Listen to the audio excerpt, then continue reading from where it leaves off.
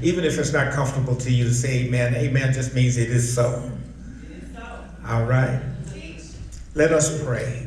Father God, we do thank you now for both your love and your tender mercy. God, we bless you because you're God, not because of us, but in spite of us. We thank you because you're here right now. You're everywhere. You're in control, regardless of how things seem, even when it seems as though it's coming apart at the seams. Things are not as they seem because of you. We thank you because you are our creator, you are our deliverer. We receive you even as our shepherd, one who will protect, guide, and feed us. So God, we ask you now to open up our minds, crown our heads with both wisdom and knowledge, that we will have open minds and open hearts to receive what you would have for us this day. And for that, we give you praise. In Jesus' name, amen. Amen. Amen. Well, welcome to the very first annual Colorado-Montana State Conference Partisan Candidate Forum, sponsored by the Rocky Mountain NAACP. Ms. Portia Prescott will take it from here. I want to thank everyone for being here. I wear many hats. I'm currently the president of the Rocky Mountain NAACP, which encompasses all of Colorado, all of Montana, and all of Wyoming. I want to thank everyone for being here. Those of you that are listening live on Facebook, please, True Light Baptist Church, please feel free to fellowship with us on Sunday. I'm not wearing that hat today. Today I'm wearing the hat of the True Light Baptist Church, the Christian that I am. My pastor was scheduled to be here, Pastor Shannon Warner. His sister passed away a week ago, so right now he is in Baton Rouge, Louisiana with family, giving the eulogy to his sister. So with that, he would ultimately be here. If there's anything that you need, if there's any opportunity that you'd like to fellowship, very easy to find. So please feel free. This is a home for all at this church. Also, please, it's only $30.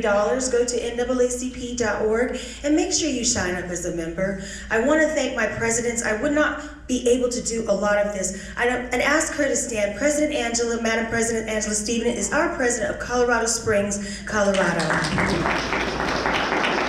You will be seeing a lot more from her. She does so much. I think of 40-plus year history of all of the dedication that she's dedicated her life to being a freedom fighter for NAACP. A lot of you guys know him, but he is the glue that keeps this conference together. Our Aurora president, President Omar Montgomery, please stand.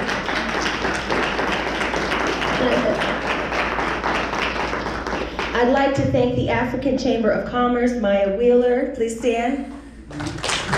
Sponsor. So that you guys are aware, there are tons of free COVID kits sponsored for free from the African Chamber of Commerce. They are giving out all year long free COVID kits, home test kits, so that you don't have to spend that extra money. Please, if you don't need it, take a couple and leave them somewhere for some people that you think will need it. I also want to thank the Minister Alliance. I want to thank Metro Deep. I want to thank Denver NARAB. Please stand, Milford, one of the leaderships from the Black Realtors Association. Thank you. And the Black Owls. So having said that, I'm going to turn the program over to our moderators. We're going to go a little bit faster. A lot of people have time commitments, so don't think it's rude if they have to disappear. This was a little bit late notice, and this is the first time that this has ever happened. So we want to be thankful that they are here, that they are paying attention, and they are in our sanctuary. Having said that, thank you, Sister Topaz. Thank you. I am Pastor Topaz McBride. I am the Vice President of Social Justice with the Greater Denver Ministerial Alliance. I am also the Pastor of Retention and Community Relations Liaison with the Restoration Christian Fellowship. And I will be the moderator today. And standing before you, we have our Attorney General, Mr. Phil Weiser, and it looks like you are ready to rock and roll, so I'm gonna turn it over to you. I was born ready. First, I gotta thank Portia. Let's give it up for Portia, come on.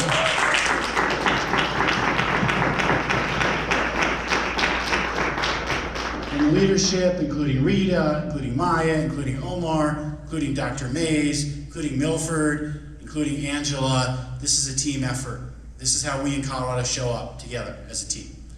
I want to start with a famous phrase from Dr. King that is relevant today on Constitution Day.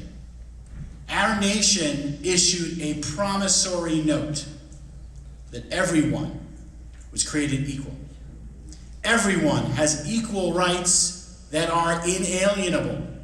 Our nation was founded on a commitment, on a promissory note that, as Dr. King said, had yet to be cashed. We have to do the work of making good on our nation's constitutional commitments of equal rights for all.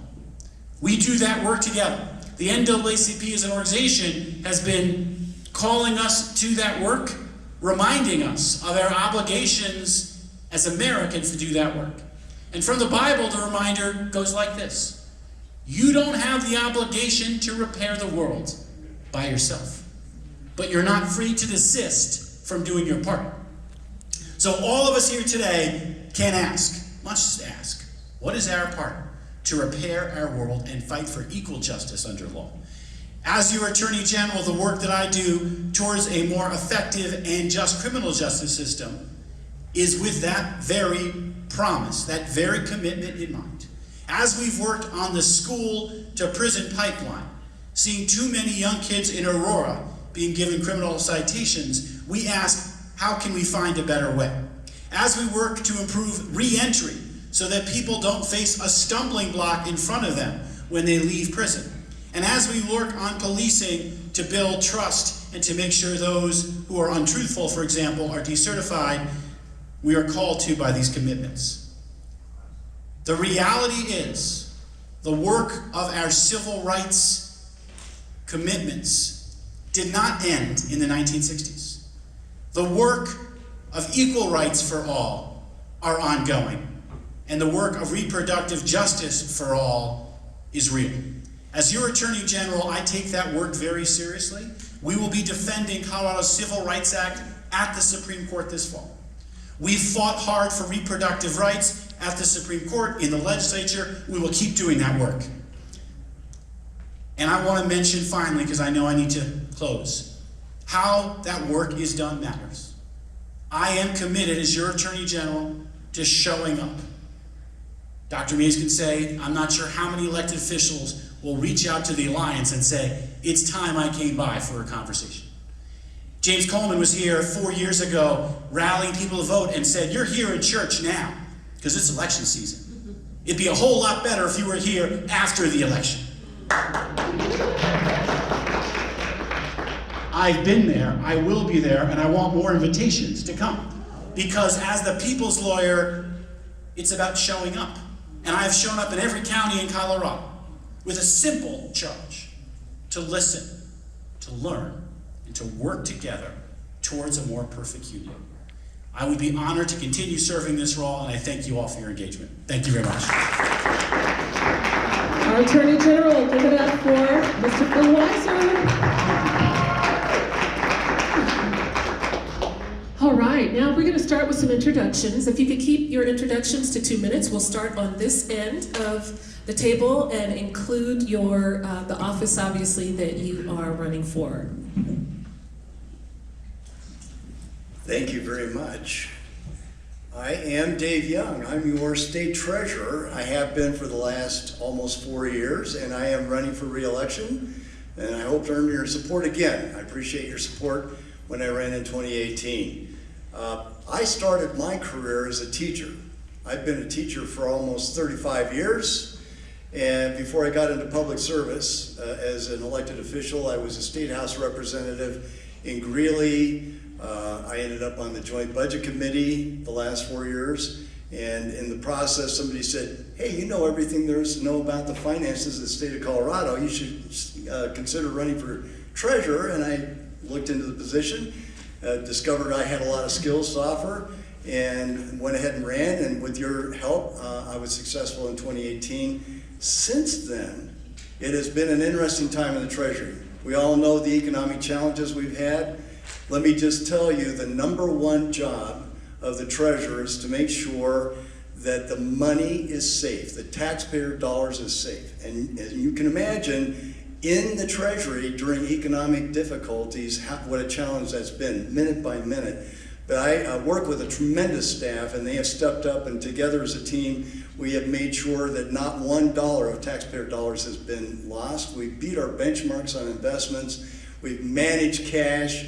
We've managed the debt for the state.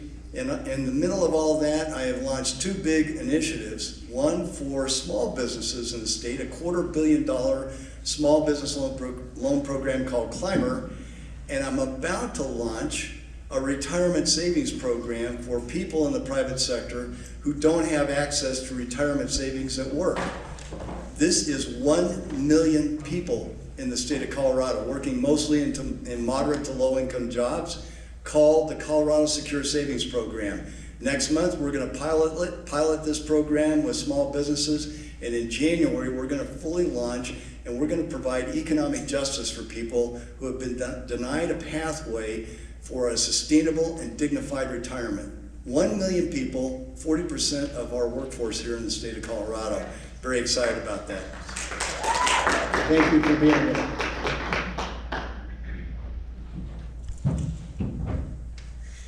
Okay.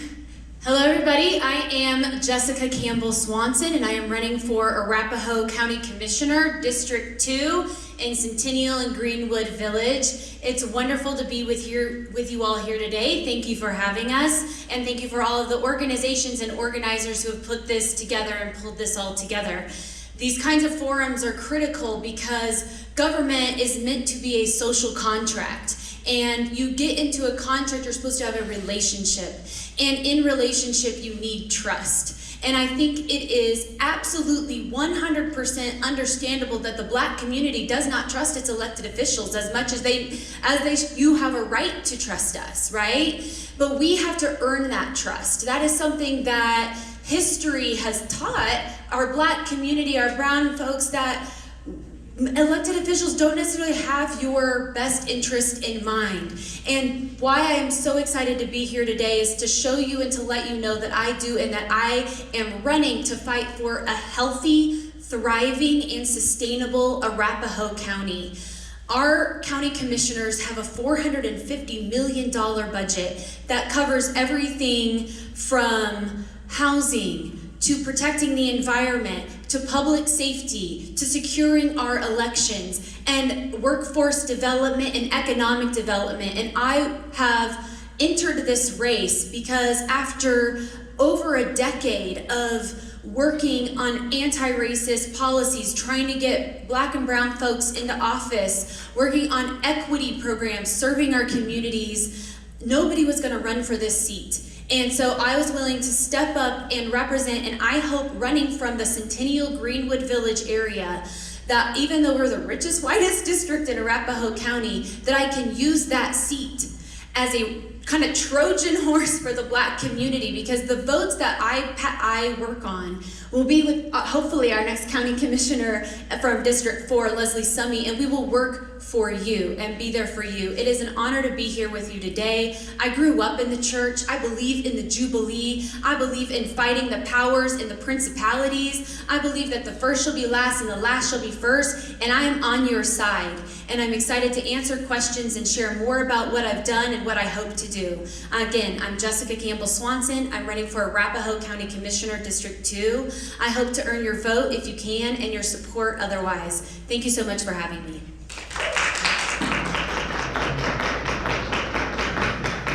All right. I'm Representative David Ortiz. I represent House District 38, Littleton, and the western parts of Centennial. And my whole lifetime of public service boils down to a proverb. The long version is, I am because we are because I am, we are for short. And the reason why it speaks to me is because it recognizes the way that the individual can empower, shape, and impact a community, but also recognizes the way that the community can shape and empower the individual. And I've seen that throughout my lifetime. I am third-generation service member on my dad's side, going back to World War II. I'm first-generation American on my mom's side. She migrated from Mexico when she was only 15 years old. So when you grow up in that environment, you recognize early on how important the team is, how important the organization is, how important community is to be able to thrive and succeed very, very early on. And we've seen it in service. I ran in 2020, which was a red seat, and with the community was able to flip a seat from red to blue. It stayed red by 374 votes in 2018. We're able to flip it blue by over 7,000 votes. And that was because of the power of community. No one individual can do amazing things alone. They can prompt others to work with them. And that's really been the power of this campaign. That's really been the power of the work that I've done since I got elected, literally transforming the landscape of the state capitol. Being the first wheelchair user elected, I was the only one recently elected that could say they couldn't do their job because of who they were. I couldn't even get on the House floor.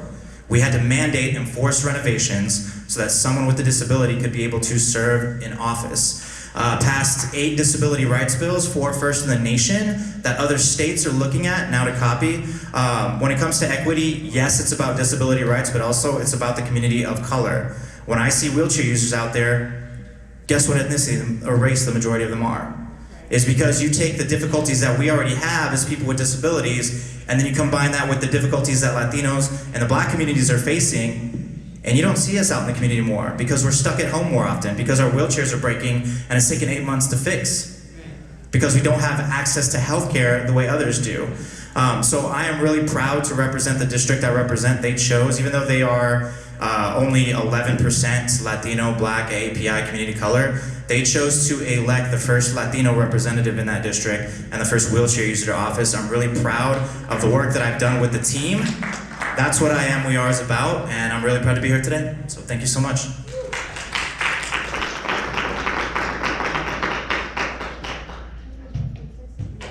No, you can go. I'm just giving you guys an extra mic down there since there's so many people at that table. This is a party table, because we have Rep. Ortiz with us. Good afternoon, everyone. I'm Leslie Summey. I am the Democratic candidate for Arapahoe County Commission District 4. I'm from Colorado Springs. I grew up, my father was the, what is that doggone thing? He was the head of the Pikes Peak Community Action Agency. I was like, well, see, I was like, was he the CEO? Was he the president? He was also the president of School Board District 11. He was the first Black president of the school board in Colorado Springs. I was baptized by Reverend Milton Proby in St. John's Baptist Church. I did not think that I was going to be living in the Denver area, but when I was moving in Washington, D.C., as a veteran of the United States Navy and an Army spouse, I told my husband, look, I want to go back home. I need some mountains. I need to know what direction west is. So we currently live in a home that my aunt and uncle built in 1973. I was able to tell my aunt before she passed that I would take care of her home and I would take care of her legacy, and that's what we are doing. In about 2018, I said, I think I want to run for office, and what do I do? I called up Commissioner Nancy Jackson, and I said, what are you looking for in a successor? What is it that I need to do?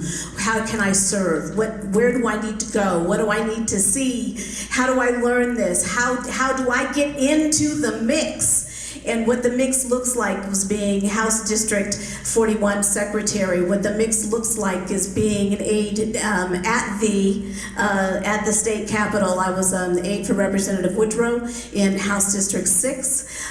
What it looks like is being a member of Emerge Cohort 2020, 6 months of learning what it is that we need to do to learn how to run and win for office. So why did I do all of that? Not because I wanted a gig, not because I felt like I had to do this. What I felt like I had to do was I had to serve, and the way that I had to serve, I normally was serving in the musician community. I was a musician in the United States Navy Band. I had a security clearance. I was presidential support. So I come with a voice. I come with a voice, and what does that voice do now? That voice speaks for the voiceless. That voice speaks for the people who have no emotion to get through the next day. So I am that mother of 5, one who started in Head Start, also dealing in schools that have way too much money. And I know what it looks like to be at the table with those people to say, look, we need something to be this way. I have heard the Ministerial Alliance say, look, we need to know what you're going to do for our community. And what I know that I can do for our community, because I am the community, what I know is that being in that position of power, you need to be able to bring everybody to the table, and you need to be able to move that stuff forward. I have been in some endorsement conversations where I've said, I know that we've got step 1, 2, 3, and 4, but I'll go from step 1 to step 1 in a 30-second, just so I can get the people who are thinking they are not going to do it this way to think about how they could.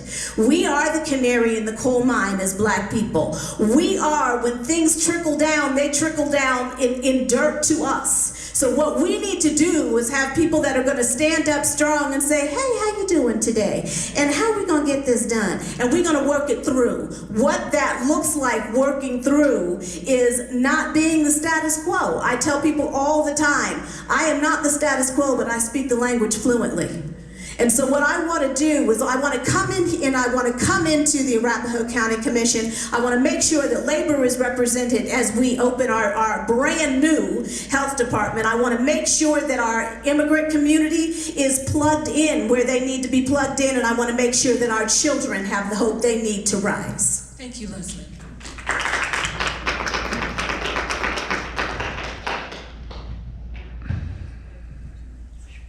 Thank you. That's hard to follow. Good afternoon, everyone. My name is Kathy Plomer, and I'm running for the State Board of Education for the at-large seat, statewide. So this is the first time in 22 years there's been a statewide seat on the State Board of Education. I usually start my remarks telling why everybody who cares about public education should care about the State Board of Education. It does set the vision and direction for public education in our schools.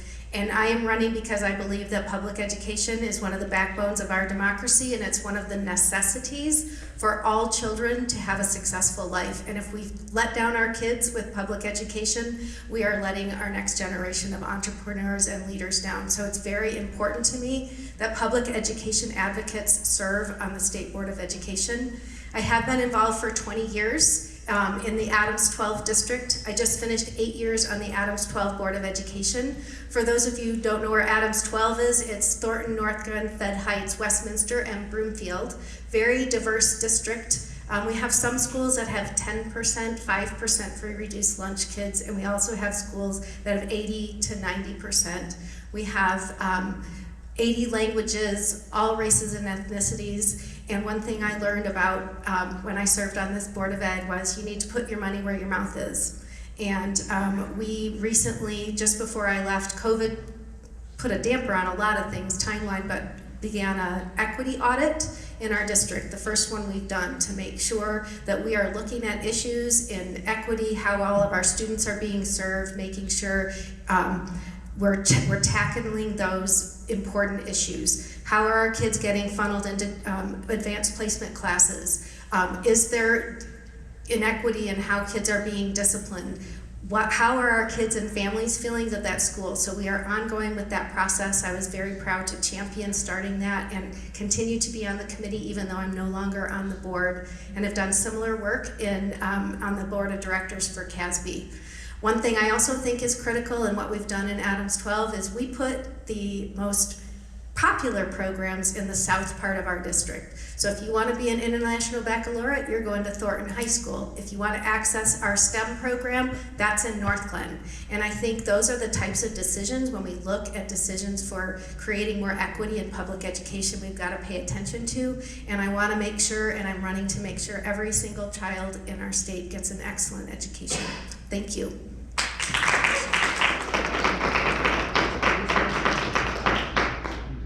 Hi, my name is Eliza Hamrick, and I am a retired high school history and government teacher from Overland High School.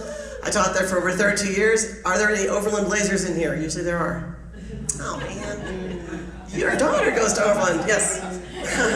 So Overland High School is this amazing, wonderful school. It's about 70% free and reduced lunch. It has over 100 countries represented, over 56 languages spoken. We have the highest amount of African American students of any high school. We have the highest amount of African students of any high school. We have the highest amount of Muslim students of any high school.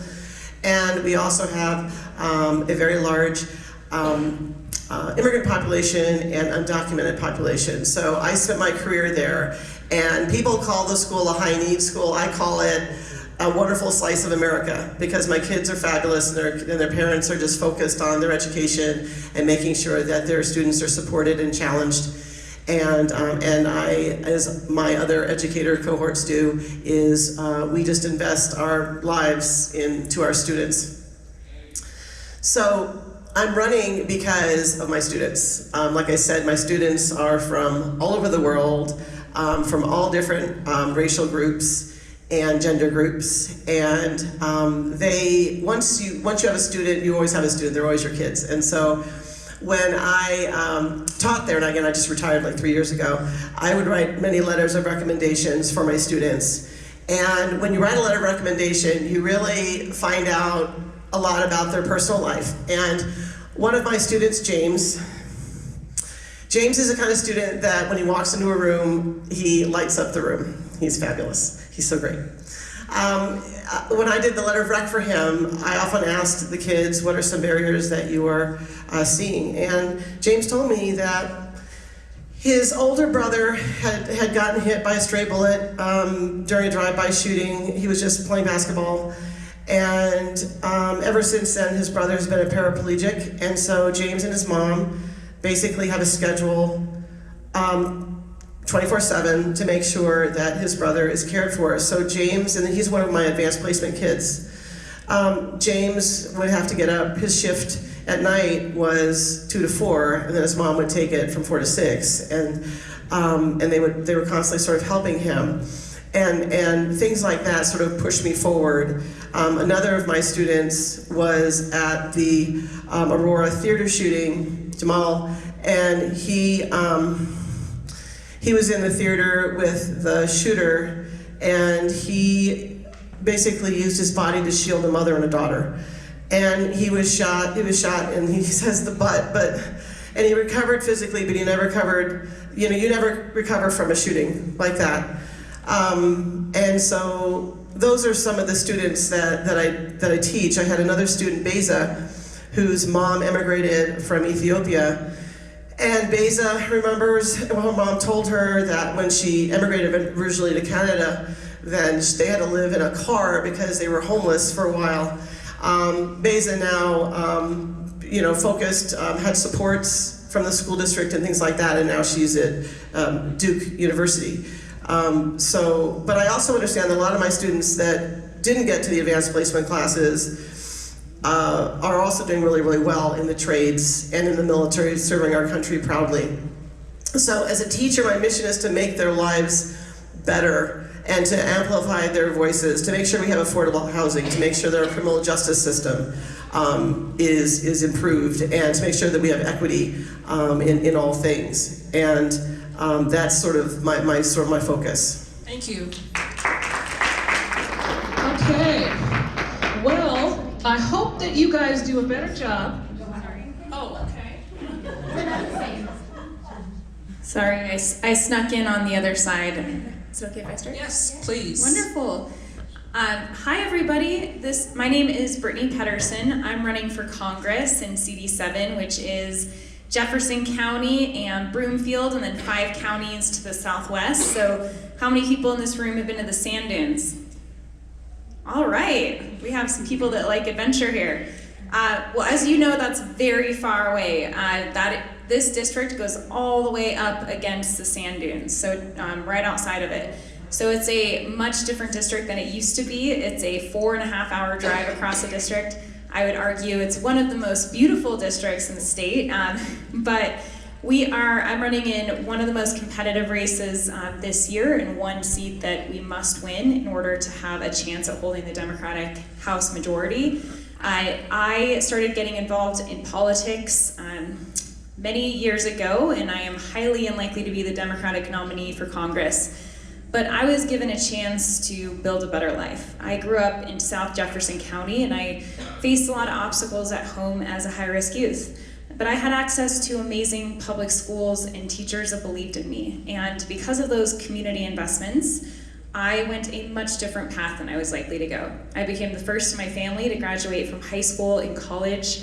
I ultimately stepped up to run for Democratic candidates coming out of college because I know that the policies we fight for make or break it for regular people like me.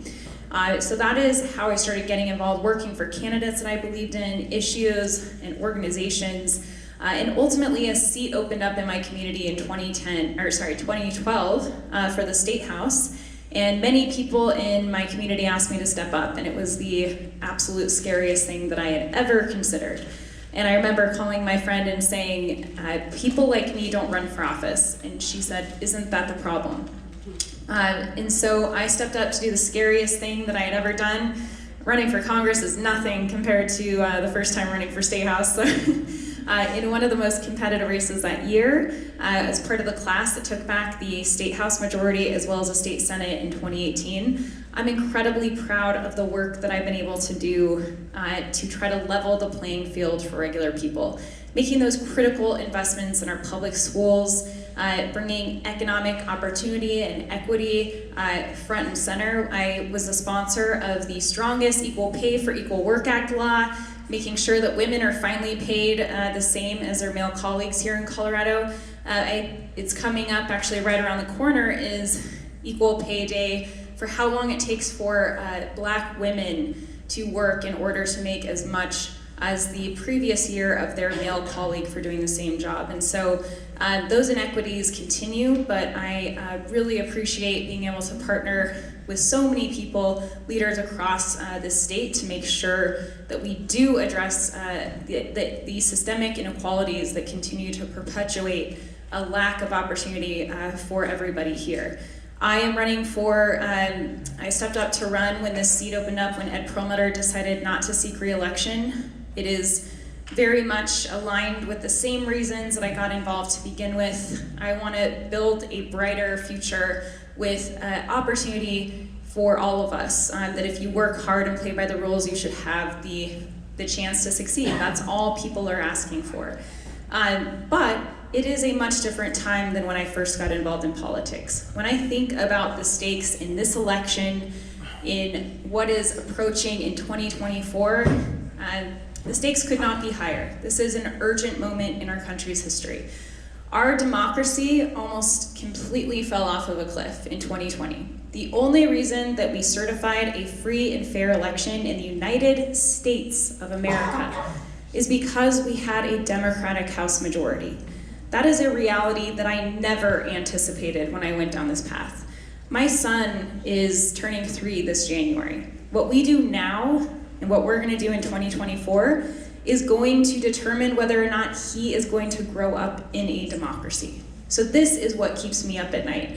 I'm running against its opponents like mine, who are election deniers, conspiracy theorists, perpetuate the Trump's big lie, the election lie of 2020, and are also part of the movement to strip away rights of individuals, making sure that they target communities of color, Black communities to decrease access to the ballot and voting rights, stripping the rights of individuals to choose if and when they want to start a family, stripping away the rights to even ensure that we are able to marry and choose a partner in this country. And so these are all intertwined. We know that this is the beginning with the Supreme Court decision, and I think that people are reminded about why they need to show up and vote, but it is a critical and urgent moment in our history. I look forward to getting past this election and working alongside all of you on all of our shared values and goals, but we need to fight like hell for this election and for our democracy. Thank you.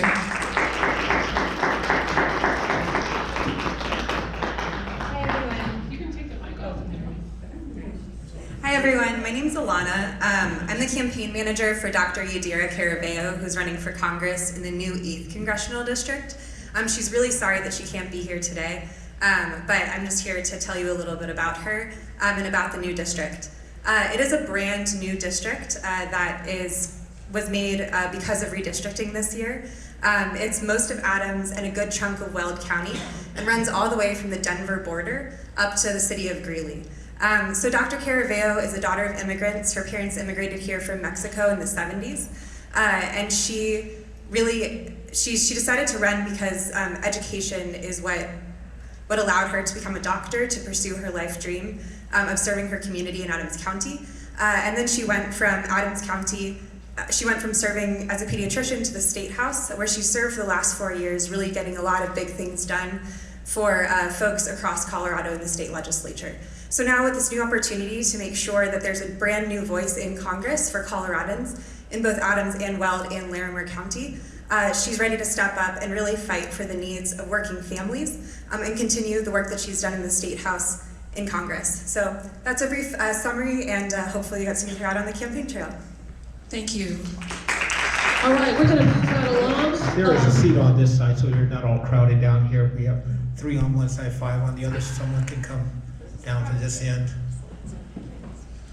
And also, there are Clorox wipes on the end of the table on the floor if you want to use those for the mic, just for safety reasons. If you want to wipe the mics, feel free to do so, just so that everybody's comfortable.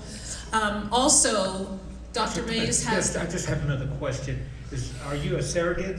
Are you going to answer questions? No, I have to announce her. She said I could just... Got you.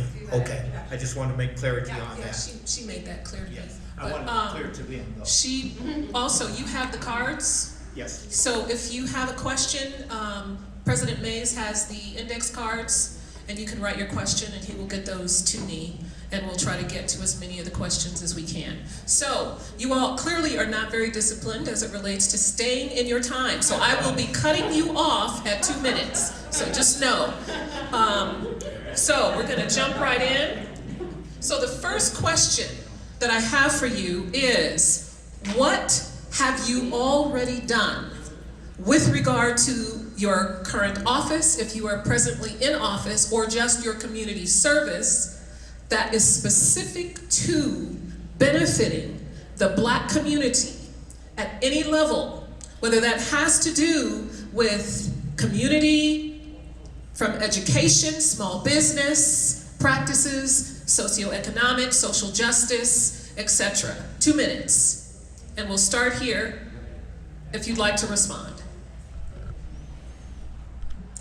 I think the most impactful thing that I've had the opportunity to ensure that we were passing at the state level is our Equal Pay for Equal Work Act, and that especially helps support Black women, all women, but also Black women, in making sure that we are addressing the systemic issues that people are facing that perpetuate the inequalities that they face throughout their careers. So no longer in Colorado can you ask about somebody's previous salary history. That's really important because as women, and especially Black women, we are always underpaid what our male white colleagues are from the beginning. So if we are asked that for our entire life, what we were previously paid, we are continually being underpaid for our entire life. So that is no longer allowed. So it wasn't just about passing a law that said you can't pay people differently. We address the systemic issues that perpetuate these inequalities. You also now have to post salary ranges. For any of you who have looked for jobs in Colorado recently, you actually know what you can go in and advocate for yourself because you know what they're looking at paying individuals, and that really helps in advocating for better pay. Thank you. Okay, thank you.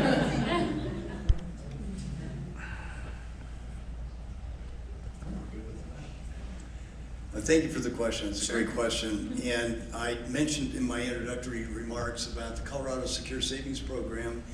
I want to just dig into that just a little bit. We have 1 million people here in the state of Colorado who work in moderate to low income jobs. And they are BIPOC people who are not able to save at work for retirement because there is no way for them to save at work. There's no system there for them. It's a systemic barrier. And the financial services community was not even interested in these accounts, weren't doing anything about it. And so we stepped in.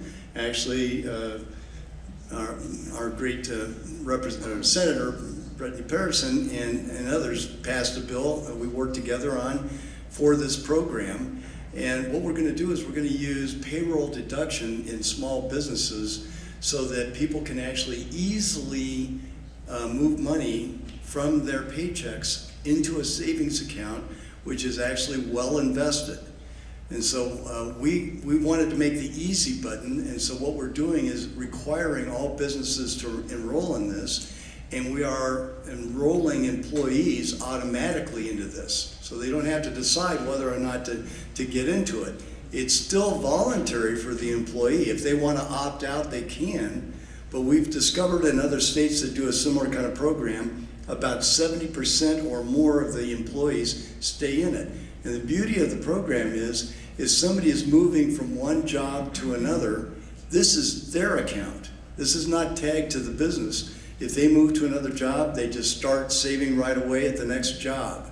And what we want to do is make sure that people have a sustainable and dignified retirement. I can't think of anything worse than somebody being a productive contributor through their work to this society and going all the way through and ending up in poverty in retirement. We can't have that. Thank you. All right, thank you. So I'm gonna go fast here. So my dad ran for office for the first time when I was 7. That was something that I think, like Brittany, he was the first college graduate in his family, right? I'm the first attorney in my family, and I also have a master's in comparative politics. The education that I got from being, frankly, a very nerdy child who liked city council meetings at 7 years old, was something that I understand that Black and brown kids didn't have access to. So when I finished my degrees and I got my law degree, when I say I wanted to be anti-racist, is I used the power and privilege of that education and that access to train candidates, to train Black candidates to run for office, which I have done with CBWPA and I forget the name, but a cohort that Leslie Herod and then Representatives Herod, Senator Coleman, and the Honorable Javon Melton pulled together. I have was then also honored to be serve as Senator Coleman's communications director and to uplift his voice. I have worked as the election, my specialty in the law is election law, and I have served as a voter protection director, specifically working with Republican county clerks where in counties where we have strong minorities and strong populations of Black folks like Colorado Springs, to make sure that we have voting locations in Black populated areas, which they did not want to do previous to me working with them. And so access to voting, access to the ballot. I also have worked on environmental racism issues, partnering with Groundwork Denver to study the remediation of the Globeville Sarco Superfund site. I have also had the honor of working with Regina Edmondson and Brother Jeff and so many of our community leaders to literally get out 5,000 free meals. Thank you. Thank you. All right, so let's get into what I've been able to do. So let's start with SB 21-111, creating equitable opportunities for Black and brown communities to become business owners and entrepreneurs in the cannabis industry. Ran that bill with Representative Leslie Herod. Also with Representative Leslie Herod, ran the outdoor equity bill, creating a grant for Black and brown and disabled kids, also kids that come from a lower socioeconomic level, to access our great outdoor amazing spaces. So really proud of those 2 accomplishments. Also worked on criminal justice reform, and we know how that disproportionately impacts brown and Black communities. Working on expanding access to veteran treatment courts. If y'all aren't aware of what they are the most successful specialized court with a 90% success rate. If a veteran, regardless, male, female, Black, brown, white, they commit a non-violent crime, instead of going to jail, they plead guilty, but they go on probation if they meet with a mental health care professional and if they meet with a job developer and a peer mentor and meet these gates in order to stay out of jail. Also ran a bill that for those that have paid their debt in order to combat recidivism, you come out of the system with an ID card or a driver's license. And I think we all know how critical that is to be able to access employment, access housing, so really proud to work on that. Not to mention that I show up for community, the Black and brown communities within the Latino and Black caucus. We are 13 members strong within the Latino caucus. We're 9 members strong within the Black caucus. That's 20 plus votes that we leverage, 22 votes that we leverage for our priorities, our bills, and to fund that legislation. And oh, by the way, it's only going to continue to grow if we hold the line when it comes to these tough seats. So, but we cannot do that without you. So I'm very proud of the work I've done. I'm proud to expand it and continue showing up and supporting community. Thank you. So before we go to you, Leslie, I understand that you're going to have to leave in just a few moments. So I want to direct a couple of questions to you before you go. The first question that I have for you is, Did you have an opportunity to vote on the fentanyl bill? And what was your vote and why? This is an issue that I've worked on for 7 years. The opioid epidemic has significantly impacted our family. My mom hurt her back when I was just 6 years old. And she, like so many Americans, went home with bottles upon bottles of opioids. She became wildly addicted, and that's when our childhood took a complete turn. She ultimately was cut off of her prescription without access to treatment, and ultimately was using heroin to stay well. In 2016, we started to see fentanyl coming into the supply chain in Colorado, and she started overdosing at a very high rate. The last year that my mom was using, she overdosed 20 times that year, and 3 times in one day, the last day that she was in the hospital. And I saw firsthand in fighting to save my mom's life how unbelievably decimated our system is. And so I have led on increasing access to treatment and recovery services to ensure that people who are struggling with a substance use disorder or a mental health issue have access to the care that they need. In Colorado, we still have so much more work to do, and especially at the national level with directing funding in these areas. And then to the bill that you're talking about is bringing together a wide spectrum of people from opposite views on many things on how to address the third wave of the opioid epidemic, which is the fentanyl that has taken over the supply chain here in Colorado and across the world. It is more deadly because of how strong it is, and it's easier to traffic. So it's the #1 choice for traffickers. So I made sure that we prioritized going after the people that are exploiting our communities while making sure that we are not criminalizing those with simple possession who are struggling with addiction and that they're able to get the help that they need. So really trying to walk that line and bring people together to solve a very complicated issue, but making enormous leads on increasing access to medication-assisted treatment when people are leaving jail. This is the #1, this is when people are the most vulnerable to die from an overdose death. They are 9 times more likely to die. As soon as they come into contact with law enforcement and they're put in jail, they ultimately go through withdrawal and they lose, they go back to using what they were used to before going into jail, and they're at high risk of overdosing. So if we can make sure that they're getting access to medication-assisted treatment while they're in jail and connected to services, we're going to save lives.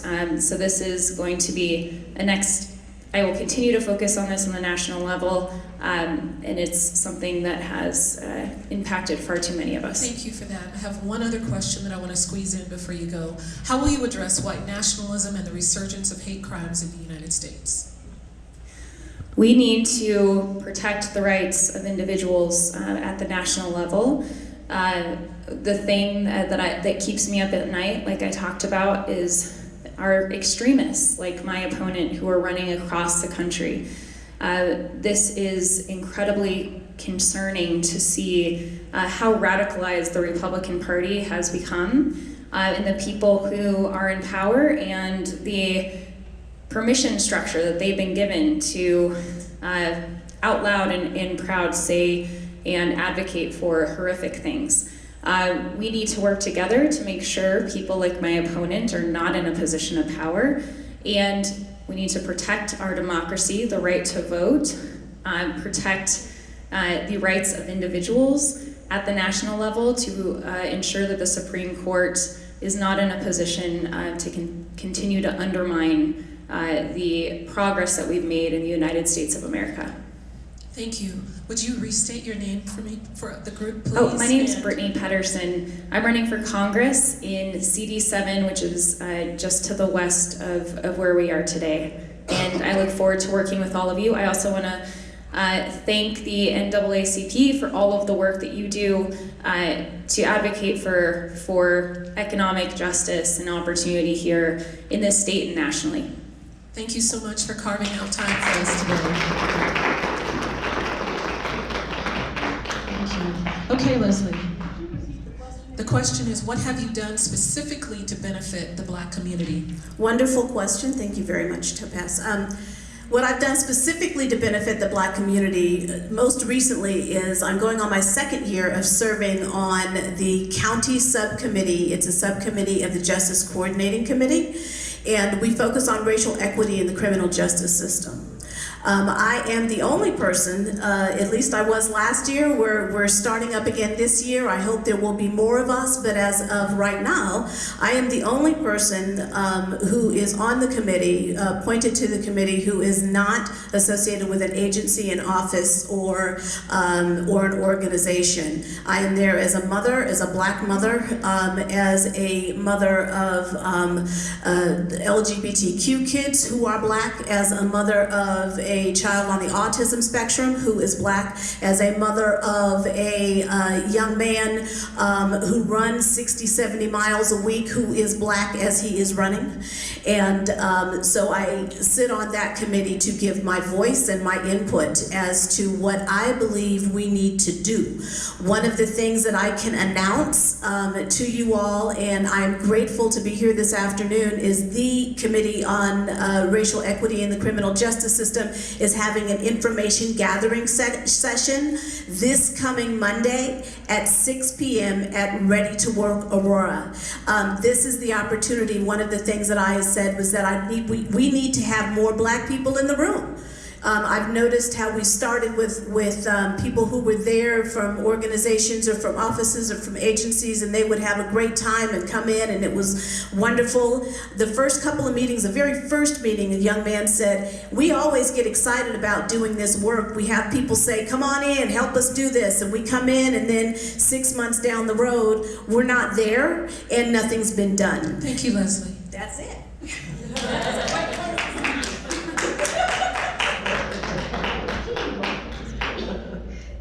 Thank you. I'll keep going on some of the themes I touched on in my opening remarks, and that's about choices that we make within public education. And just talking about some things that when you shine a lens and you make sure the money follows the kids who need it most. So I did talk about making sure that those really excellent programs were located where kids that need them most are located.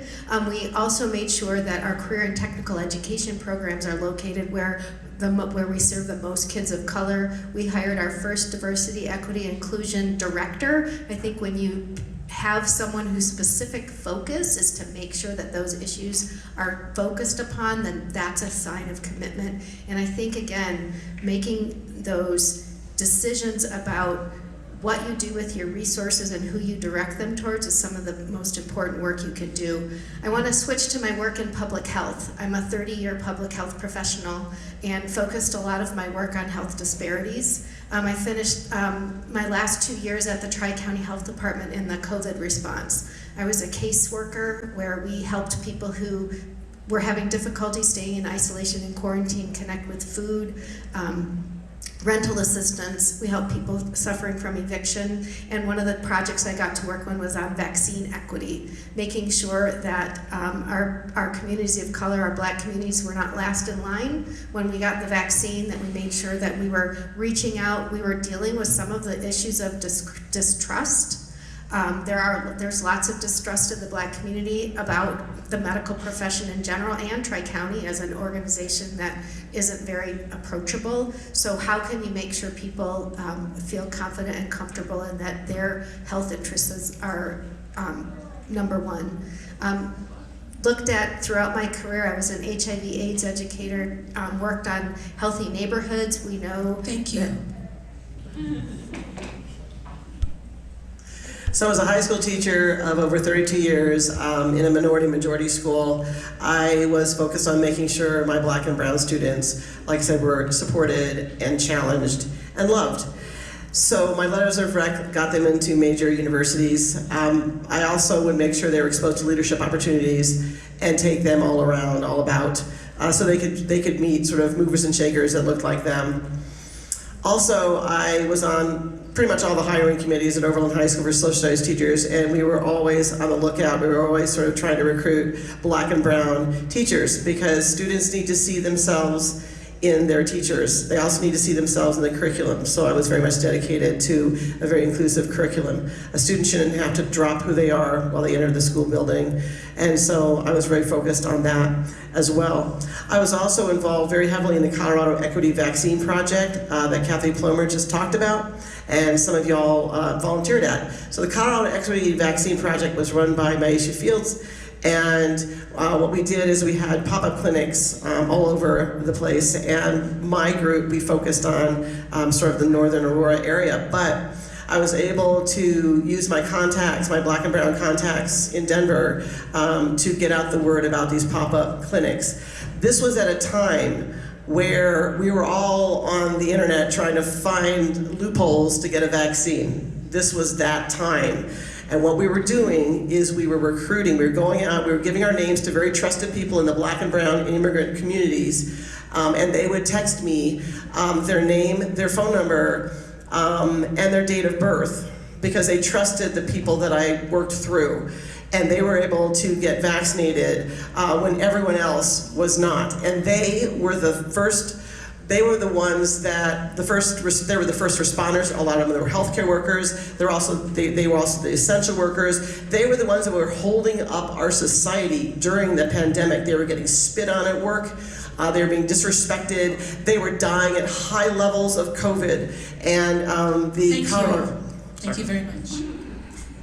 Okay, I am gonna direct a question to you. I understand that you're gonna have to leave pretty quickly. What are your views on labor and trade schools, and what are your plans to create good paying middle class jobs? Outstanding. I'm a huge fan of labor and trade schools. Having served in the military myself, there was a lot of skills that we learn in the military that aren't necessarily recognized in the outside world. So my entire nonprofit work before I got elected was in serving veterans in transitions and making sure they get the certifications that they need to be able to do whatever job they were doing in the military. With Representative Tom Sullivan, I ran the state apprenticeship agency bill that creates an agency here to make sure we increase accountability and transparency for apprenticeship programs, making sure that they lead to good paying jobs with benefits. There are some shops out there that are abusing apprenticeship programs for cheap labor. I think we all know what that's code for. So really proud to be able to work that bill to make sure we are moving people through trade schools and getting them their certifications to get livable wage jobs with benefits. It is a great way. I mean, they're making more an hour than I did. I mean, I was working 3 jobs when I first graduated college, and they still probably are making more than me. If someone would have pushed trade schools to me, I might have been doing better sooner after getting out of college. So definitely a fan, definitely supportive, and we'll continue to support. You know, we have a lot of community members who are frustrated with Democrats right now because of the increasing cost of living, particularly as it relates to rent and the lack of laws that really control rent. What is your perspective on that? We have the time. We need to get the senator up. Okay. I was waiting for you guys to give me a sign. Okay. Thank you. Thank you so much, Topaz. Sorry for the wrong miscues. Everyone, we're going to take an introduction, a very brief moments with our Senator Michael Bennet. If you don't know him, I mean, he's amazing. I know this is a very important race. What he does on the federal level is super important. So Portia Prescott as the president, I'm welcoming you as True Light. I'm welcoming you as a fellowship, as a Christian for this church. Thank you for being in my home church. Extending my welcome from my Pastor Warner and First Lady Paula Warner. Thank you.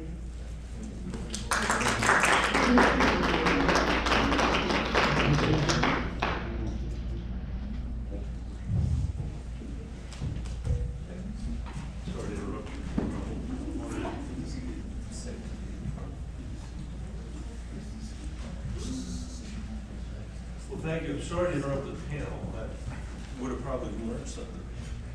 Pastor Mays, thank you very much for having me today. I appreciate it. Portia, thank you for your welcome, and thank you all for being here today. I had a few words that I wanted to say. I wanted to tell a story that I really only told once before. Can you hear me? Okay. So some of you may know or may remember that I ran a not very memorable campaign for president. In fact, when I got in the race, my mom called me up and she said, don't we already have 17 people running for election? And I said to her, well, that's true, but I think we should do everything we can do to try to beat Donald Trump, number one. Thank you. And number two, there's something I really want to run on. I have a piece of legislation, I've had it for years and years and years, called the Enhanced Childhood Tax Credit that would cut childhood poverty in this country almost in half. And so I ran on that, and I said that as a democracy, we don't have to accept the levels of childhood poverty that we have as a permanent feature of our democracy, a permanent feature of our economy or our society. I was thinking of the kids that I used to work for in the Denver public schools who could really use the help, and kids all across Colorado, frankly, including in rural places who are living in poverty. So I ran for president. It didn't go very well. After I got out of the race, I called, this is the story I wanted to tell you, I called Joe Biden up, and he was in Las Vegas. And he sounded like a man at the bottom of the deepest well in America, because he had lost in New Hampshire, or in Iowa.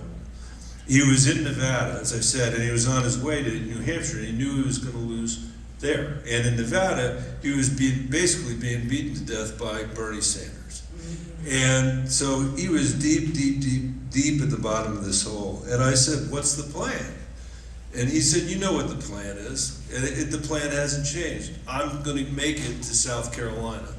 Now, no nominee for president in either party has ever done terribly in Iowa and New Hampshire and then made it to South Carolina and won the presidency as a result of that. But what Joe Biden knew, and what nobody, some of us didn't know, was that Congressman Clyburn was waiting in South Carolina. And the first time there was a moment when people, arguably with the most to lose if Donald Trump was re-elected president, said, we're not going down these other roads.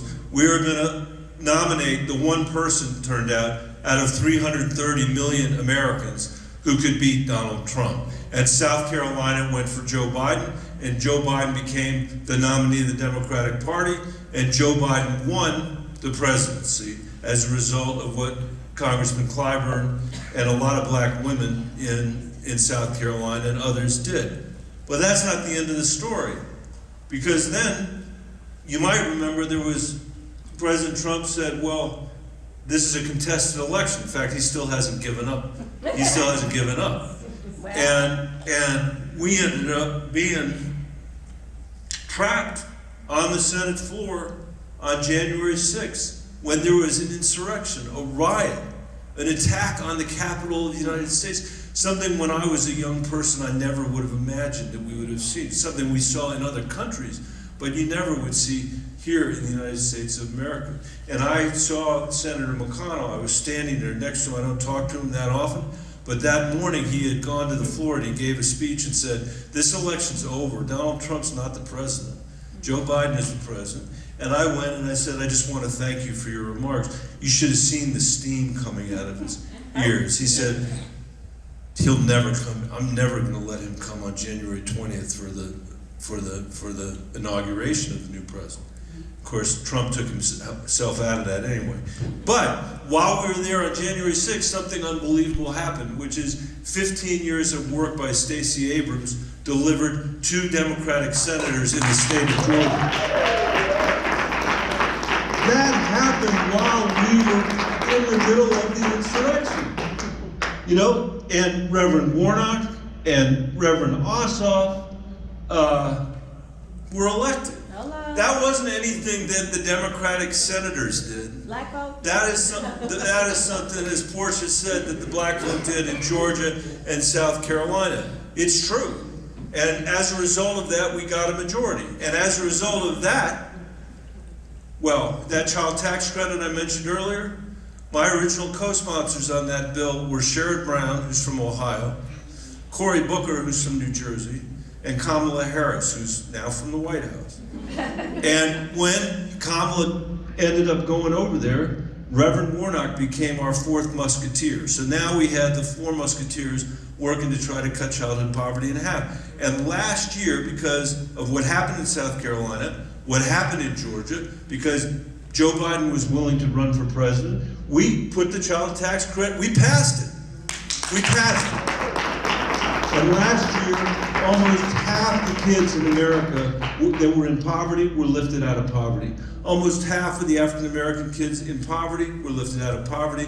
We cut hunger in the United States by 25%. There has not been a more significant reduction in poverty in generations in the United States of America, and it was made possible because of what happened in South Carolina and Georgia.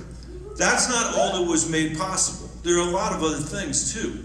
The first bipartisan infrastructure bill that we're now spending $100 million on Floyd Hill on I-70 to fix. The bridge, the cap that we've put in over I-70 between Elyria and Swansea, a neighborhood divided by Eisenhower when he put that through, that's finally being fixed. And all over America, we're investing in America again because of that bill. We passed a postal reform bill that they were having trouble. We passed the first bipartisan gun bill that allowed Republicans and Democrats to overcome the National Rifle Association in a generation or more.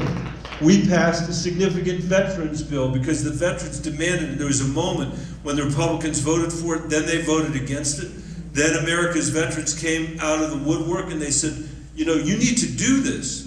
And these are people, they're veterans and their families that have been fighting to get benefits for the toxic exposure that they had to burn pits in Vietnam all the way into Afghanistan. And because they fought and they fought and they fought, and because of what happened in South Carolina and Georgia, we passed the biggest expansion in veterans benefits in generations. We passed, for the first time since Ronald Reagan was president, and Ronald Reagan said, you know, we're going to privilege people in our society that want to make stuff as cheaply as possible in China over lots of other things we could privilege, like decent incomes in urban America, like our own supply chains, like our national security. For the first time, we said we're going to bring back the semiconductor industry.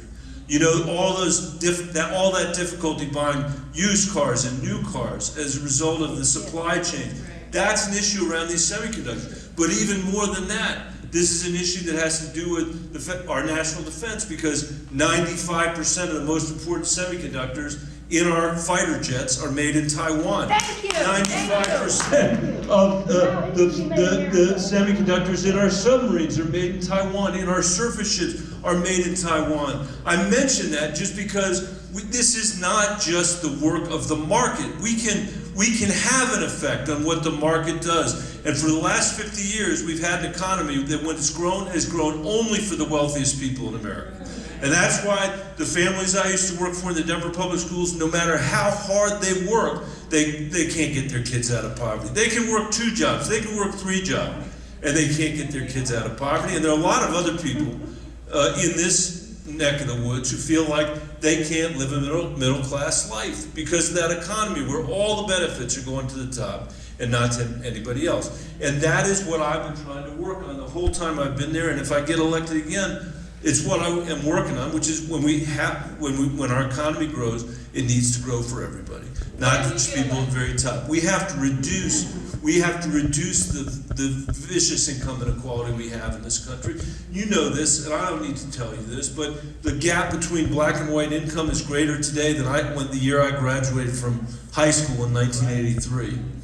The gap between black wealth and white wealth is bigger today than it was when I graduated from high school in 1983. And I've said this before, and I will say it again, and it's not just when I'm at the Ministerial Alliance, Pastor, it's not just, you know, when I'm talking to a black audience, I've said it in rural parts of Colorado. You can draw a straight line in this country, in our history, from slavery to Jim Crow to the redlining of our banking and our housing sector to the mass incarceration that we face today, to the deep inequities that we have in our education system today. And until we confront that history, we might have these solutions, but we're not going to be able to get done what needs to get done.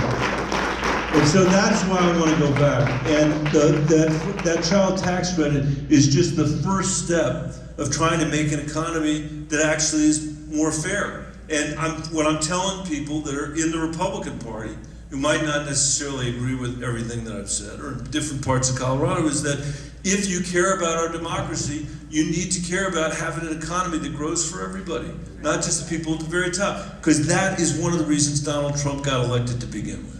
Because when you have an economy that's unfair, that's when somebody shows up and they say, I alone can fix it. He didn't fix it, but he said, I alone can fix it. You don't need a democracy. You don't need the rule of law. You should expect your public sector and your private sector to be hopelessly corrupt. You should expect that these divisions in our country, are going to be exploited by politicians rather than having politicians try to help overcome them with leaders at the local level.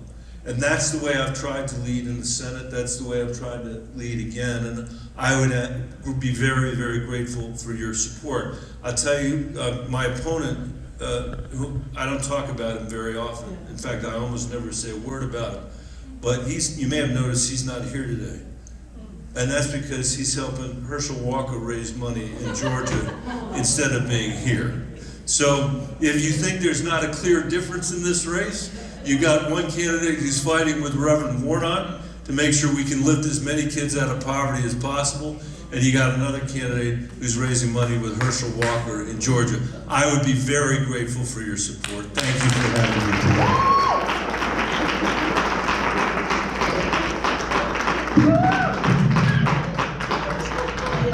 Thank you so much, Senator Bennet. Right now, I'd briefly like to bring to the stage our Secretary of State, Jena Griswold. Thank you.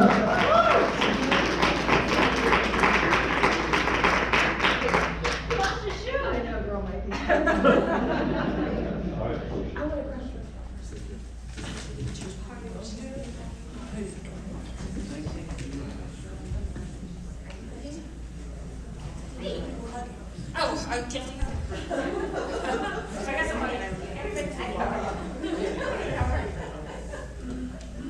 How are you guys doing?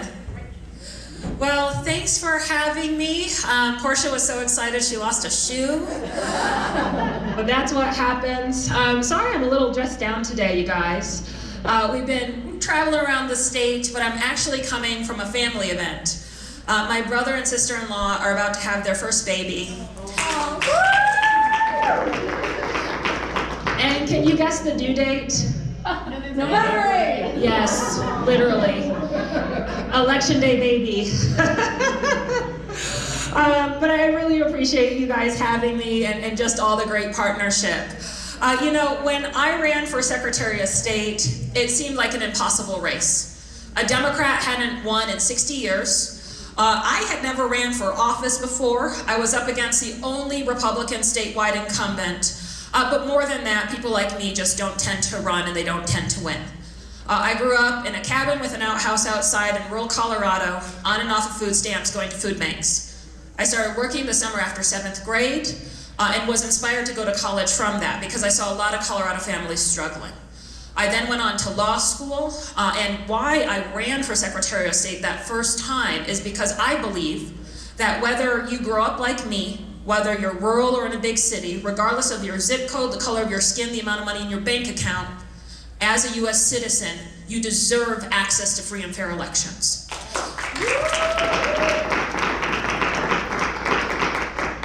So, I was the first Democratic woman Secretary of State that Colorado has seen. I'm the youngest Secretary of State in the country. But with the Ministerial Alliance and the NAACP and other partners, in 2019, I was able to work with our legislature to lead the largest democracy reform in the country. In the last almost 4 years at this point, we've increased drop boxes by 65%. We added more polling centers. We passed parolee re-enfranchisement, restoring voting rights to 11,000 people on parole. We passed automatic voter registration, a program that registered 350,000 eligible Coloradans, Republicans, Democrats, and unaffiliated. We guaranteed access on every public university and tribal lands and partnered with the tribes and saw double-digit increases folks living on tribal lands in Colorado. We also took on political corruption, prohibiting foreign money from coming into political spending, requiring disclaimers, making lobbyists more transparent so Coloradans could see with their eyes what was happening at the legislature. And when the pandemic hit, I was there to make sure that every eligible Coloradan, Republican, Democrat, and Independent equally has access to make their voices heard, and they did. We had the second highest turnout in the country in 2020, in the middle of the pandemic. As we go into the next 4 years, I would be honored to continue to serve as Secretary of State. And what you can expect from me is pretty simple. I will always fight for access for every eligible person in Colorado. I will always do everything in my power to make sure that every Republican, Democrat, and unaffiliated can have their voice heard. I will stand up to anybody trying to take voting rights behind, take us to the past, because we know what that looks like. And I'll make sure that Coloradans can have their voices heard.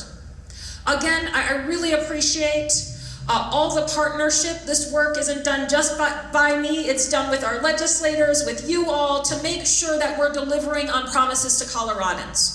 So thank you all for being here, and thank you for all of your support, and I hope to earn it again coming up here in November. Thank you so much.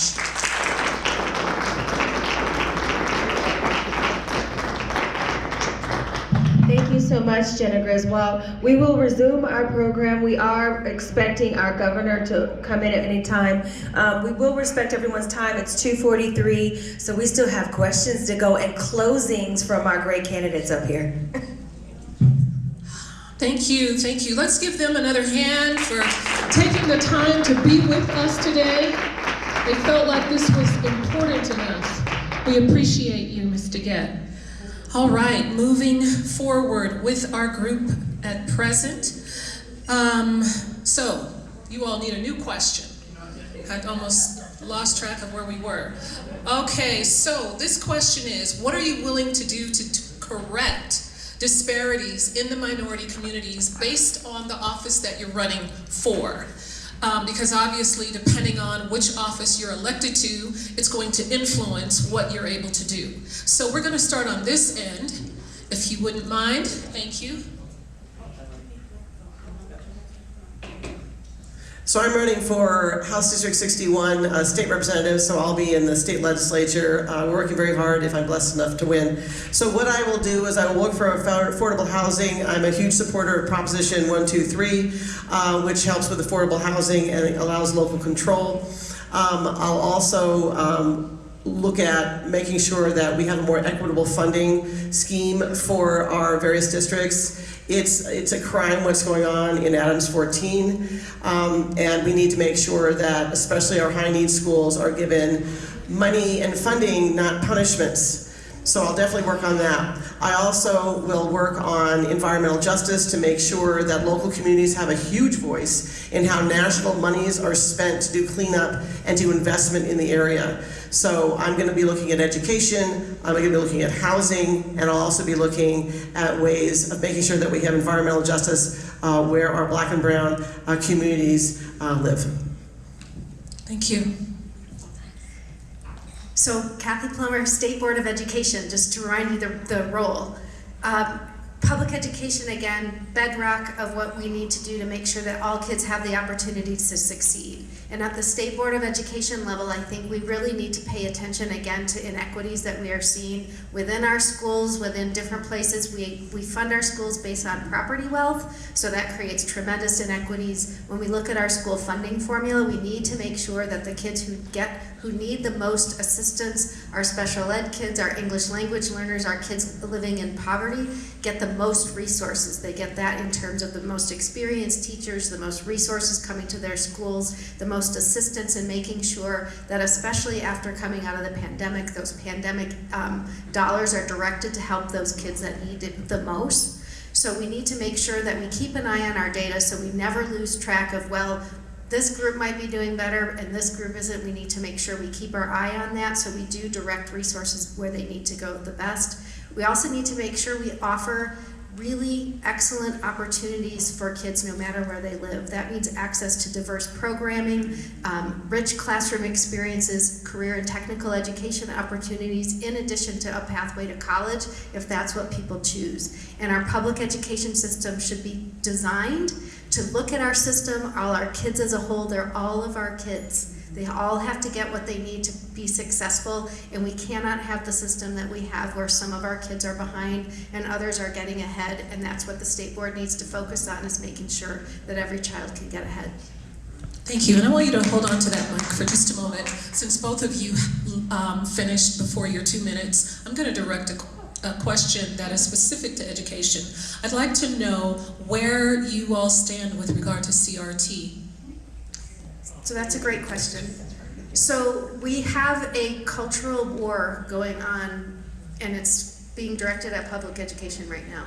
And it's very critical that our children learn a full and accurate and complete history, and they know where we're coming from. These are our next generation of leaders, entrepreneurs, and kids, and if they do not understand history and they do not understand inequity, they do not understand context, they are not going to be able to make those decisions and be the people they need to, our next leaders. So I am very much in favor of making sure that our kids have an understanding of our history, the good points and the bad points, and that we also lift up the contributions of the people that have long been left out of our history. Thank you so much, Kathy. We have the governor here now. Woo! Sorry for the interruption, Eliza, girl. I will fix it. Don't worry. I'll make sure, because I love you to death. Right now, this is the Pause for the Cause. We're graciously great to have our great governor of Colorado here with us. So, without further ado, my name is Portia Prescott. I'm welcoming you here. Not all those millions of hats that I wear. I'm welcoming you here with my first lady, Shannon Paula Warner. Our pastor is in Louisiana right now, giving the eulogy for his sisters. He lost his sisters. So having said that, I am the True Light Ambassador, the Christian welcoming you here. Thank you so much for being here, Governor Jared Polis, and we welcome you to the stage.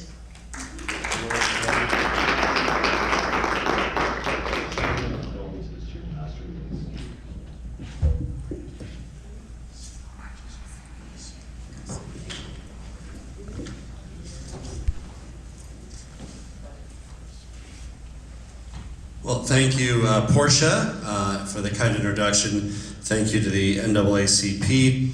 I think we also want to thank Denver NAREB, CBWPA, Black Owls, Denver Ministerial Alliance, and the African Chamber of Commerce, among others, for this important forum.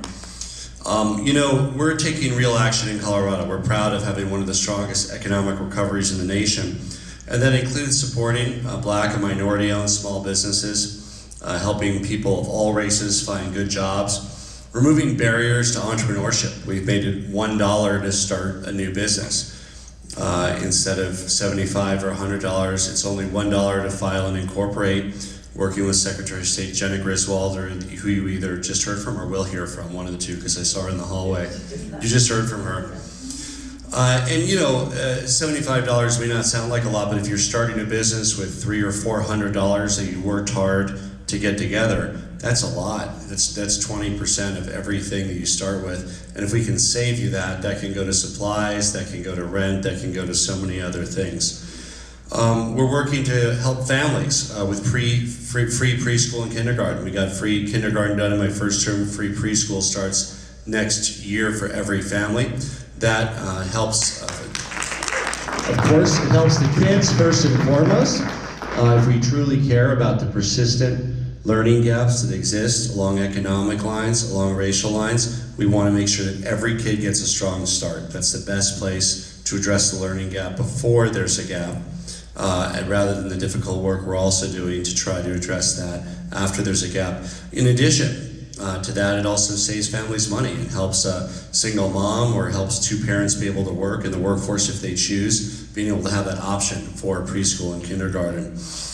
We're also working hard to help families keep more of their hard-earned money by cutting taxes, capping the cost of prescription drugs like insulin out of pocket, no more than $100 a month. We also are moving forward with additional negotiating for prescription drugs and re-importation of prescription drugs from Canada to save people money.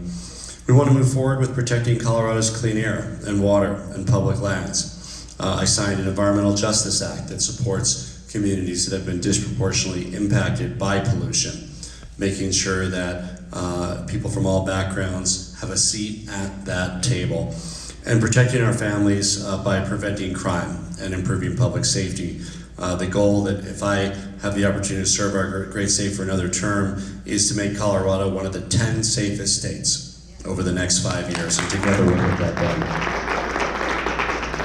So there's a lot of work ahead. We need to cut costs so Colorado families can hold on to more of their hard-earned money, grow good jobs, remove barriers to success that exist, improve our schools, successfully implement free preschool, fight wildfires and protect our future from pollution, and protect and expand freedom.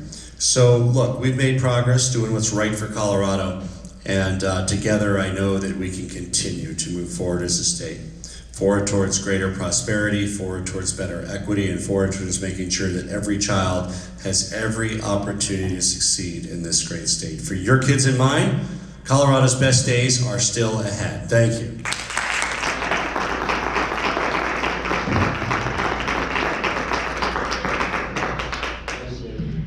Thank you so much, Governor. There may be pictures taken, but we're going to continue on with our program. Thank you so much, Topaz. Back to you. All right. Okay, you were about to speak. Let's hear it. You got a microphone right by you, too. So as a lifelong history teacher, this is a very great question. It's near and dear to my heart. I'm all about teaching accurate history to make sure that we value all cultures. We have a very diverse, equitable, and inclusive curriculum.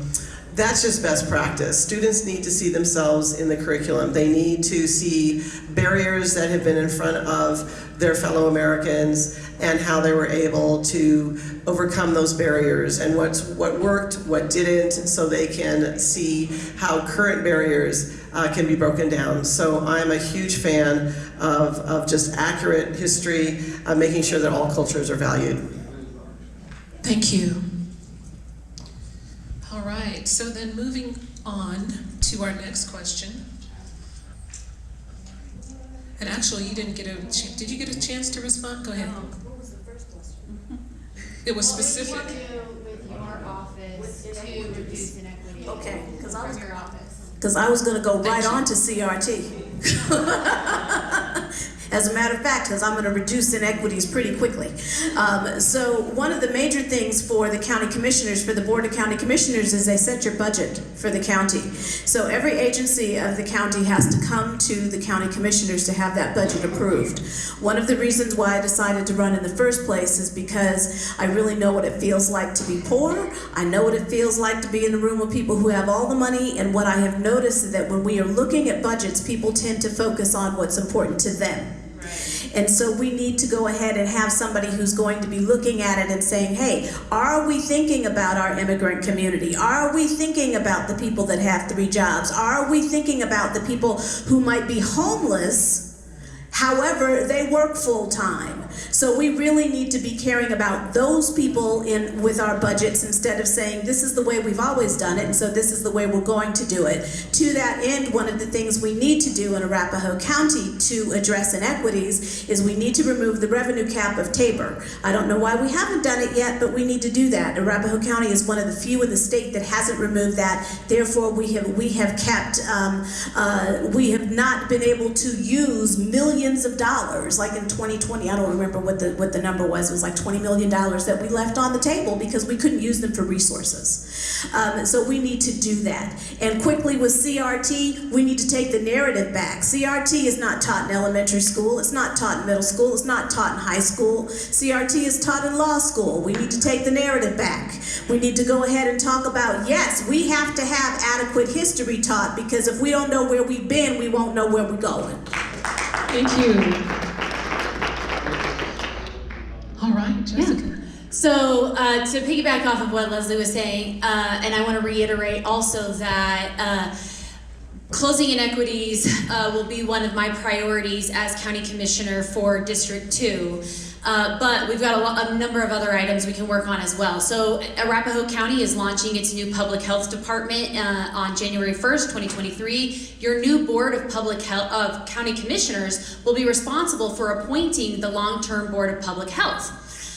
I will be looking for board members who understand why poverty exists, who understand the social determinants of health, who understand how inequities impact communities' health. I will be looking for public health board members who will prioritize our sexual and reproductive health services as well. We also do a lot with workforce development, so making sure that our workforce development program is in our schools, getting those apprenticeship and really great job, thriving wage jobs connected with our students, making sure that our students all have access to the internet as we partner with our school boards, and then making sure that our public health board is also looking at the impacts of environmental racism, and so that all people have a clean, healthy air and water and land to live on and to enjoy. And I think there is more, small businesses, we can work on that as well, and supporting our Black and minority small business owners so that you can be masters of your own destiny and own your labor and own your work. And then public safety. And when I talk about public safety and partnering with our sheriff's department, I mean that also that not only are as everyone's safe, but we're also safe from the cops too. And that you all know that much more than I do, and I recognize my privilege there, but that is something that I want to be a voice for you all and to hear from our Black community about how our sheriff's department can work to keep you all safe. And then further, just anything that we can do to alleviate poverty and keep people safe. Those are all of the, and get people on with opportunities and hope for the future. Those are the ways that I want to impact inequity as a county commissioner. Thank you. Awesome. The question is, how will you use your position when elected? How will you use that position to benefit community? How else? I don't remember exactly how I worded it. To reduce inequity. Yes, to address inequities. Well, thank you. And I am currently doing that. I talked about the retirement savings program earlier. I talked a little bit about the Climber program. It's a $250 million small business loan program. It's available for every business across the state with 100 or fewer employees, but we're offering below market rate interest rates. And we are tracking very carefully where the distressed areas of the state are. And we are actually implementing a big marketing push and information push, because we know minority-owned, women-owned, and veteran-owned businesses don't often get the information they need or the technical support they need to actually complete a loan. They may not even be banked. And so we're actually working very closely with lots of community partners to make sure that the word gets out and that they get the support they need to be able to do that. One of the things I have done all the way along in my career is focus on education, because I was a teacher for 35 years. And so we have an infrastructure problem in K-12 education. We are trying to solve that with the best program, the Building Excellent Schools Today, but the money is not big enough. So what I'm working on for my next term here is what I call an infrastructure bank. I want to address the shortfall of funding that we have for K-12 education. It's a $20 billion hole. We have a huge hole in affordable housing. We have a huge hole for water. We've got a $20 billion water deficit that we've got to figure out.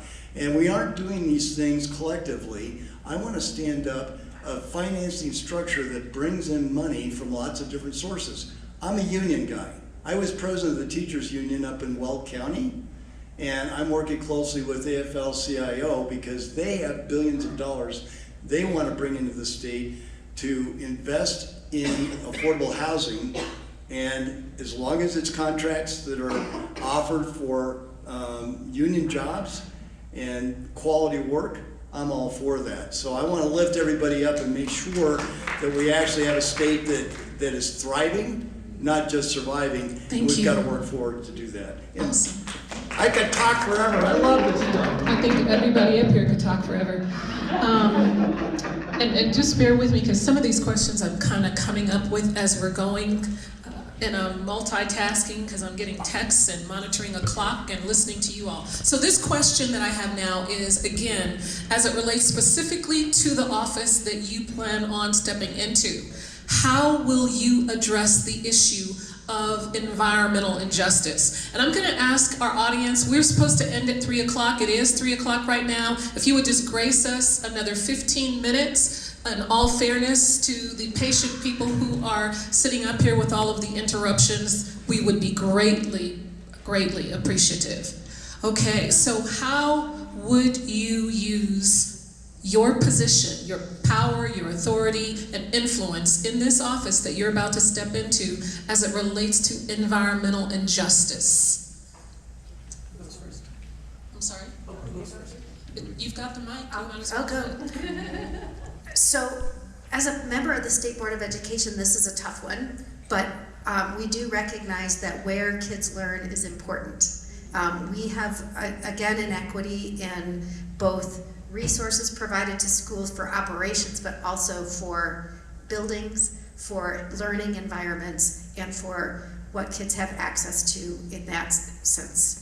So I think the State Board of Education, in addition to looking at just academics, we also know that kids' environment has a huge thing to do with how they learn. And we have to make sure that our schools that are serving kids are safe. There was a bill that was passed to make sure we were monitoring lead in drinking water and making sure that we address those kinds of issues. We need to look and make sure that kids can play on safe playgrounds, that there's not asbestos, that we make sure, again, that our kids have safe ways to get to school. And that is all the purview when you look at the whole picture of public education. It does include not just the academics, but also the environments. Healthy food, making sure, again, kids have access to healthy lunches. I'm excited that we are looking at a ballot measure that will make lunch free for all kids and keep that going from what we did during the pandemic, which I think had a major impact. So while the State Board of Education doesn't have the money, we do have the platform, and we can talk about these issues, and we can talk about all the factors that influence whether a child gets ahead in school and what keeps them behind. And some of that is in our school environment, and we need to make sure, again, the treasurer mentioned the BEST program, that those funds are made available to the schools that need it most.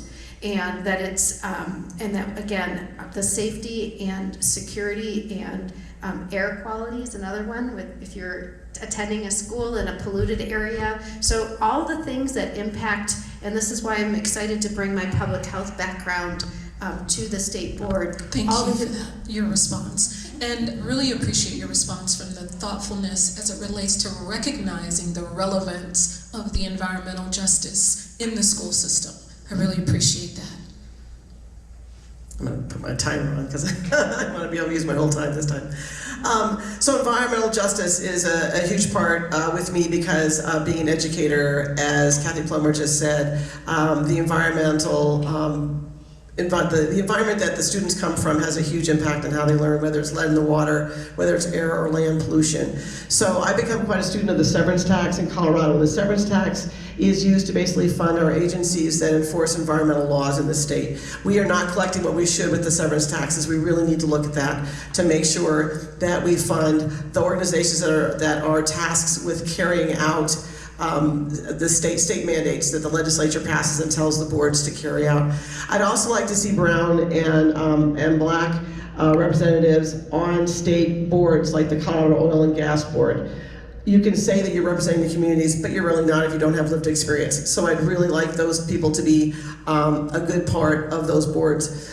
We also got a huge bunch of money from the federal government, from the EPA, to clean up vulnerable areas that have been polluted. And I would like the local people in those areas to be the ones to decide how that money is being used, and not just some state agency to tell them how it's being used. That's a huge thing with me. Also, in areas where oil and gas are closing down, I want to make sure there's a just transition for the workers there. and that they are retrained in renewable energies and things like that. And also food deserts are a huge thing with me, with my students, and so I want to make sure that the state legislature can somehow identify areas, needs in certain vulnerable community areas, especially Black and brown areas, and work to encourage Black and brown businesses in those areas so that we can open up those areas to growth, to healthy foods, and things like that. Thank you. We're gonna circle over here and come in. Environmental justice. Well, I mentioned that I live in Greeley, Weld County. I live right in the middle of the oil patch.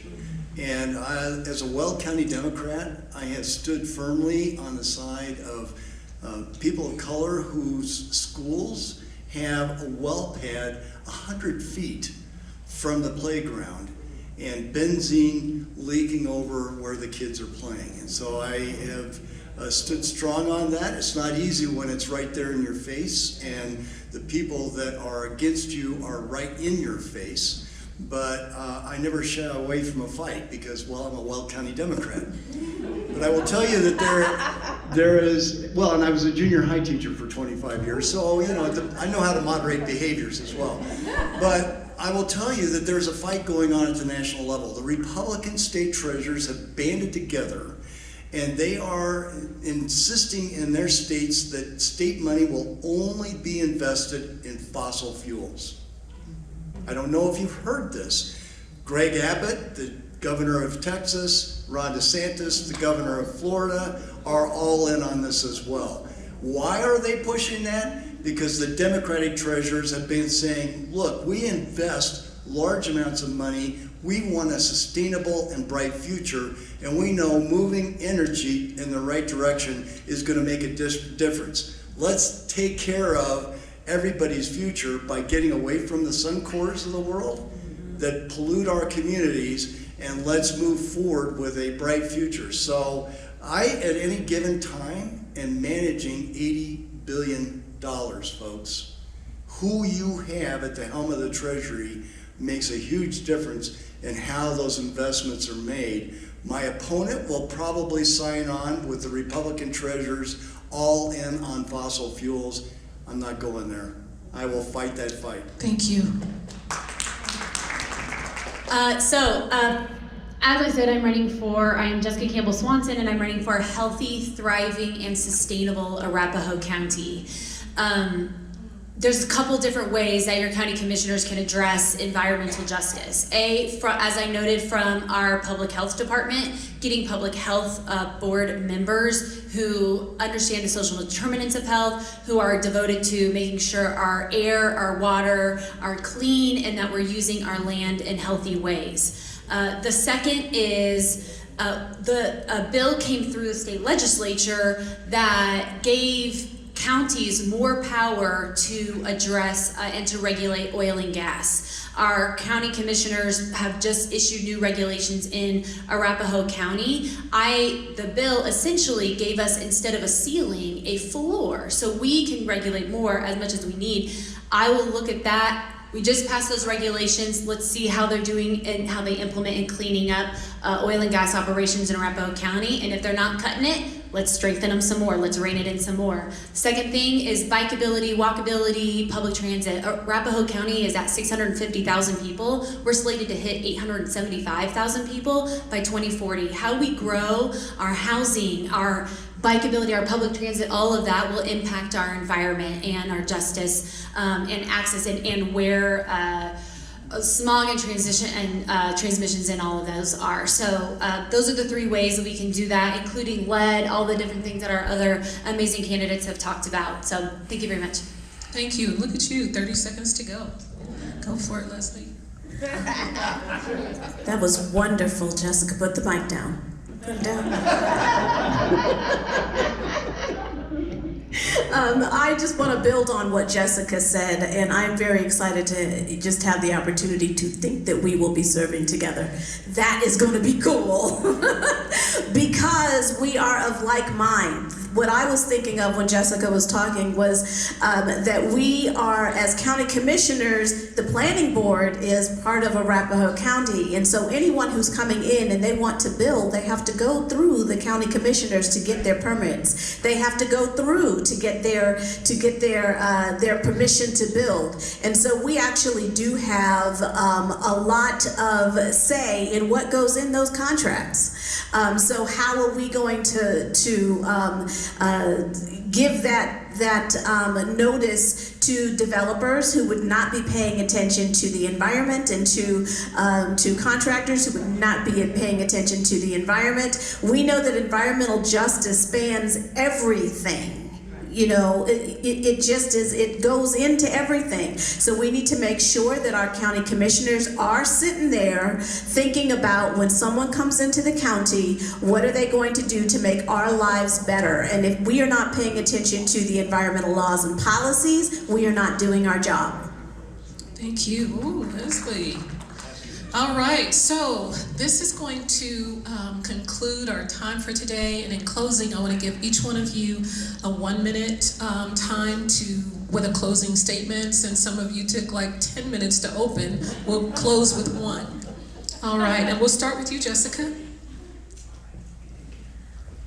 Treasurer Young, do you want 1 minute to close? Do you have to leave like right now, or do you want a minute? Can I give him a minute? Of course.